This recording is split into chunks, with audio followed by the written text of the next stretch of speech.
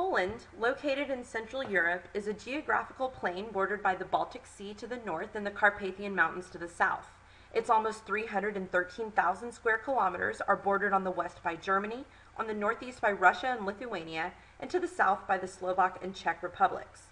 In 2012, Poland had the 33rd largest population in the world with approximately 38.5 million inhabitants.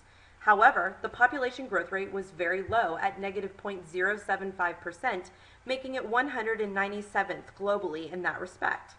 This has resulted in a rapidly decreasing population, which fell by almost 500,000 between 2000 and 2006, and is estimated to deplete by an additional 4 million by the year 2030.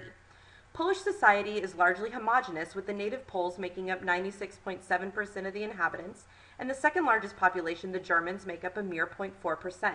There is little variation in the religious affiliations also, as 95% are Roman Catholic, with less than 2% as Eastern Orthodox and less than 0.5% Protestant. Poland was invaded by the Germans on September 1st, 1939, and their valiant resistance efforts held out 32 days until October 2nd.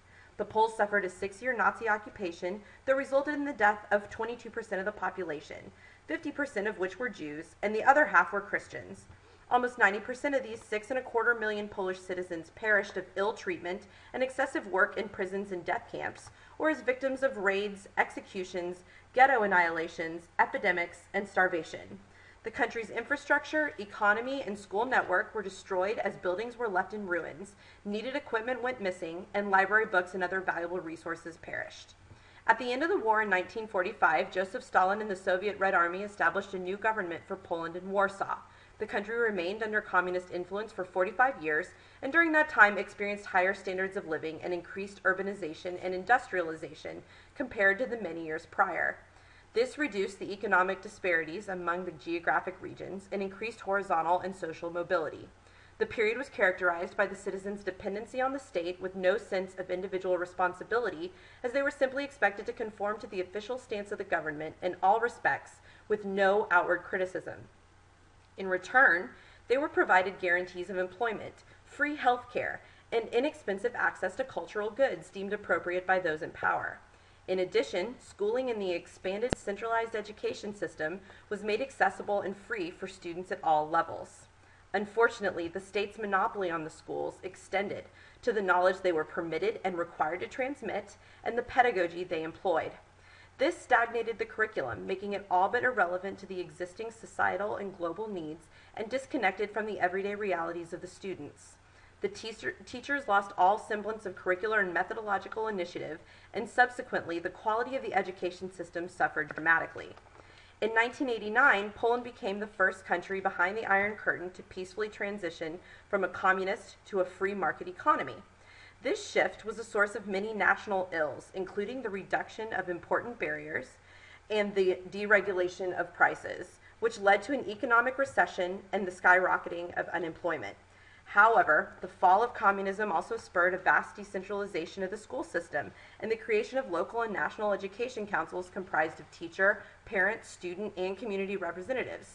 Though the ideas and perspectives of these groups were previously neglected under communist rule, their voices were now heard, as they were charged with the majority of the decision-making for the schools. These committees, along with the local education superintendents, are coordinated and supervised by the Ministry of National Education and Sport, which also decides on regional programming and manages the school system as a whole. The 1999 Reform Initiative sought to improve the overall level of education in Poland by increasing educational opportunities for all citizens, along with the quality and the equity of the school system. The system restructured the previous model that began with 8 years of primary school, followed by tracking into the traditional dual structure encompassing both an academic and a vocational path. In other words, the direction and duration of a child's education, and therefore career, was determined at the age of only 14. The new structure cut primary school to only 6 years, but added 3 years of lower secondary school, or gymnasium, before tracking the students to their secondary institutions. This change in the compulsory education structure delayed the tracking decision by 1 year to age 15. Consequently, the hours of instruction have been increased and the quality and relevance of secondary education, or lyceum, have been raised by a system that is more suitable for the current societal needs.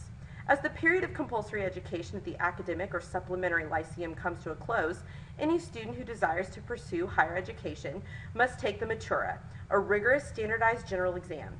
Students who take the exam must successfully complete both an oral portion prepared and evaluated by local school teachers and a written component designed by Poland's 8 regional exam commissions under the supervision of the Central Examination Commission. This test is the gateway to all post-secondary educational institutions, including post-secondary vocational schools, higher education vocational schools, teacher training colleges, and the universities and academies.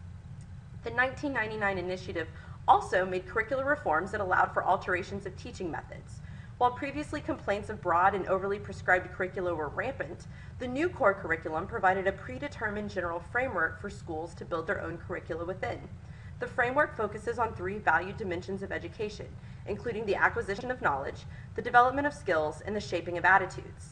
This decentralization of the national curriculum has provided schools with much desired autonomy and responsibility for the education of their own pupils in response to their own community needs. Today, in stark contrast to the period of communist rule, the Polish education system recognizes the differences between individual students and focuses on shaping in its pupils virtues like initiative, risk-taking, responsibility, creativity, imagination, and self-sufficiency. This focus on individuality stems from the recognition of the differences between students and the determination that schools should cater as much as possible to each student's abilities and interests. The absence of an obligatory emphasis on nationalism and a single pervasive ideology has allowed for an environment where pupils can explore the possibilities for their own futures and pursue the goals of their choice.